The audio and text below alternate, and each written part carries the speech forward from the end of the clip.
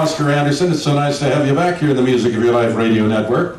And as you know, we're interviewing Buddy Morrow. And Buddy, you left me with a question. And that is that, how did you go to the Tommy Dorsey Orchestra then? You said you went Dorsey Whiteman. How did you go to Tommy Dorsey in the first place? Well, prior to that, I was with Eddie Duchin's band, and Tommy Dorsey was a dream of all trombone players. Mm-hmm. There was so much to learn, and well, I wanted to learn everything I could. Mm-hmm. He's a great guy, and one time through admiration for his vibrato and the way he played a tune, I asked him a question about how he got a vibrato. He said, "You can hear, can't you?" I said, "Yep." He said, "You can see, can't you?" I said, "Yes." He said, "You can feel, can't you?" I said, "Yes." He said, "Well, use all those three things and listen." Really, he was... I found out how Tommy got his intensity and vibrato by being very close to him. We used to, the trombone section would be shoulder to shoulder and feeling actually one another. Tommy loved the feeling. And I found out by feeling that Tommy's whole body went into it. It ended up, it's like a guy with a fishing rod. It ends up at the end, but the whole body is employed. And it is today with vibrato. The intensity comes with the control and the way you use your horn. Well, as a young man going into the Dorsey band, did they had the first, second, and third ratings at that time, right? Where would he put you at just going in at starting? Oh, I was his lead trombone player. You went in his lead? Of course. Oh. I was a genius. Let's hear it for...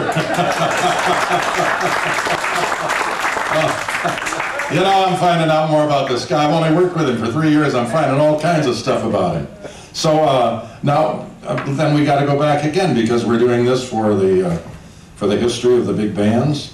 Let's go back to Duchin then. How'd you go with Duchin?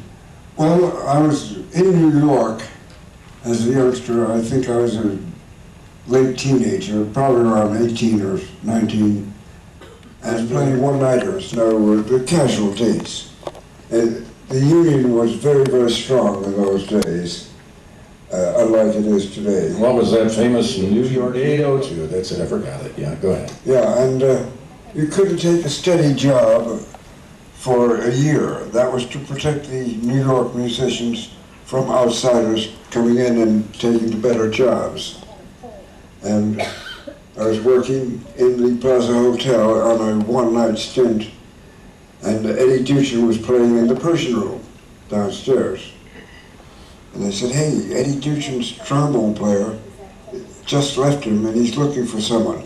Trombone player, his name was George Troop. And I remember one piece of music, Sometimes I'm Happy. George Troop would play a certain background, and I knew what he was doing, and I knew what it was, so when I went to audition for Eddie Duchin, I could play that background. That's how I got the job. Okay.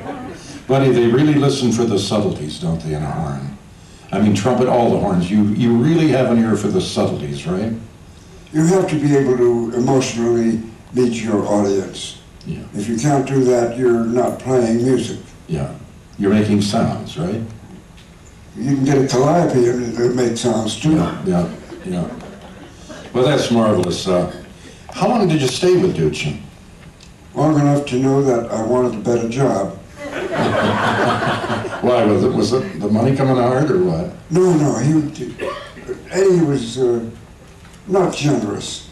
Mm-hmm. As a matter of fact, he was known to, at that time we used to travel by train, Pullman.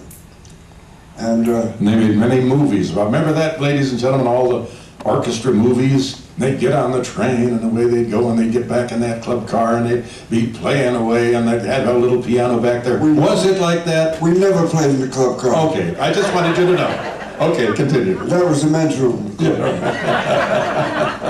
But we did have a lot of fun on those trips, and the club car was reserved for the guys with money. How were these hotels? You mentioned the hotel. What was the hotel again? Waduchin? Oh, the Plaza Hotel. It's still Well, the Plaza, of course, I can see where the Plaza can afford it, but how about these other hotels, like out in San Francisco? And how could they afford the cost of those big bands back then? The rooms were not that big. The ballrooms came along.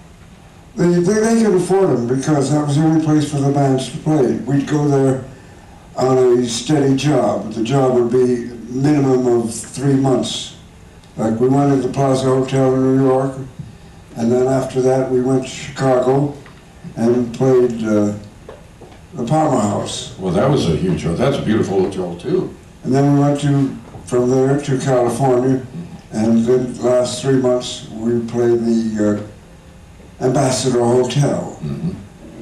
So Eddie had a wonderful routine. Right. I'm not ready to give up on Whiteman yet, because he was such a stalwart of the orchestra. Where would Whiteman play?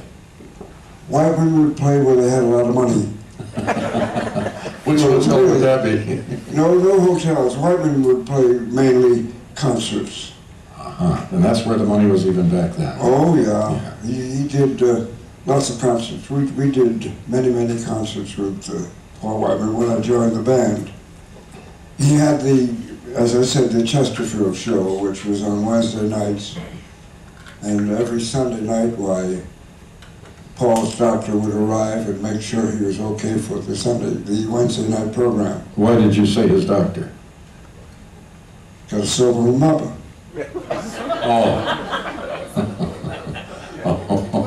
Oh, King Barleycorn, huh? Well, it was more of a fun thing with Whiteman. He was the greatest leader that I think I ever worked for. He had a marvelous sense of humor, and he was a wonderful front man. And he played decent fiddle, by the way. I believe he was from Denver. You know, can I say that I always pictured Whiteman with his... He looked like a cartoon character somehow to me. You know what I mean? That round figure and that round face. And did he have a mustache at one time? Oh yes. Yeah. And it looked like a kind of a Laurel and Hardy act. I don't know when you take a look at something. Well, when you mentioned the mustache, Whiteman shaved it off one time. And figured he was checking into the hotel incognito. You gotta be kidding.